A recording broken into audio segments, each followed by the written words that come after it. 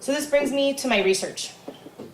So as Eileen said, I replicated a previous study that was relatively new. I found it and it was really interesting, but I hadn't really seen any other studies done in the same fashion. So I went to replicate it.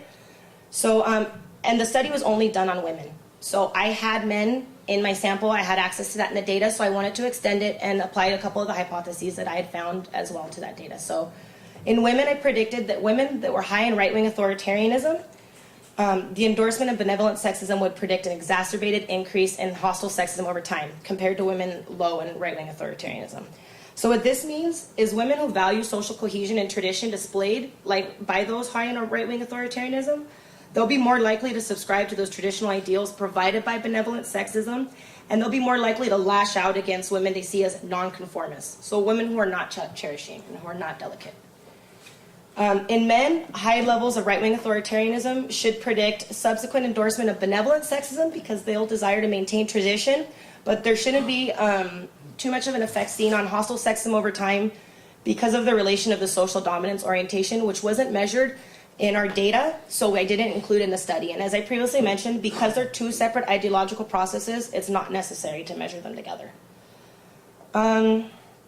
So, as Eileen said, it was a two-wave longitudinal study on 188 UC undergraduate students between the ages of 18 and 20. I used ambivalent sexism inventory, which is what the authors developed to measure ambivalent sexism. And I used the right-wing authoritarianism scale, which was developed to measure right-wing authoritarianism. They're the most reliable measures that I've found for these traits so far. So,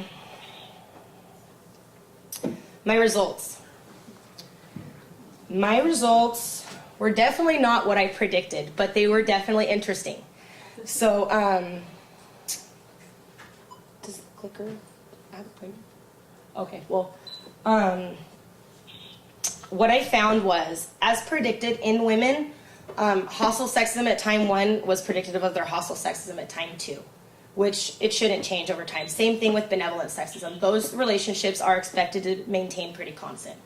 I didn't find the interaction that I was looking for between right-wing authoritarianism and benevolent sexism, which is the red line on the screen. The relationship wasn't statistically significant.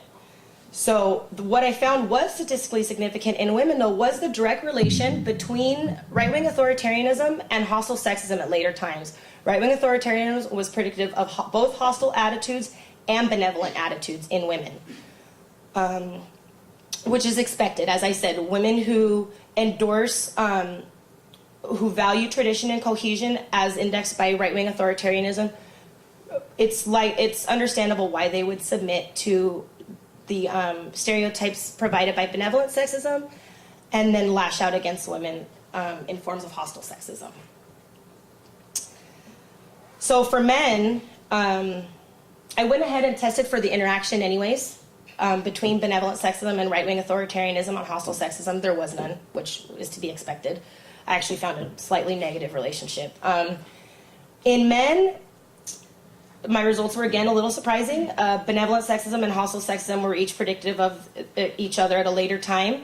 Hostile sexism was also predictive of benevolent sexism, but in psychology we traditionally accept a p-value of lower than 0.05, and I had to raise my threshold a little bit, so it's under 0.06. So technically it's not statistically significant, but it's so close that it's definitely worth to note. And so this is just so you guys can see them next to each other. So the big differences are, as you can see, in women's and men's differing and the effect of right-wing authoritarianism on their endorsement of sexism. It's a lot stronger for men than in women, which shows us that right-wing authoritarianism plays a significant role in women's endorsement of sexist ideology, and it's really worth a future investigation. So, as I said, in men, right-wing authoritarianism showed no significant relationship to either benevolent or hostile sexism. And I had expected to see a relationship between right-wing authoritarianism and benevolent sexism. However, hostile sexism was slightly predictive, which could have been a statistical anomaly, but like I said, it is worth mentioning. So in women, right-wing authoritarianism was predicted of both, but there was no interaction So again, like I said, it's worth it to note that this process is unique to women. That right-wing authoritarianism doesn't have the same effect on men that it does in women in our society. So right-wing authoritarianism may play a role in defining how women view gender roles, and it may be a significant influence on their internalization of sexist ideals. So if the point to eradicate sexism is to get women to stop accepting it, we need to investigate women who are endorsing right-wing authoritarianism and address those issues a little bit more. So my limitations. I had a really small sample. It was a two-wave study. We had some dropout. So even though my original N was at 180, 185, I only had about 78 men and 100 women. And there was little variation in age.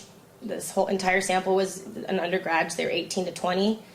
And I'm at Santa Cruz. This is a very liberal community. And, you know, it very well might be different in different schools. Having the 1 year in education alone might have played an effect on their endorsement of sexist ideologies. Coming here to the university is a big experience for all of us. So future research. So we definitely need more replications on this. Just because I didn't find a relationship doesn't mean it doesn't indeed exist.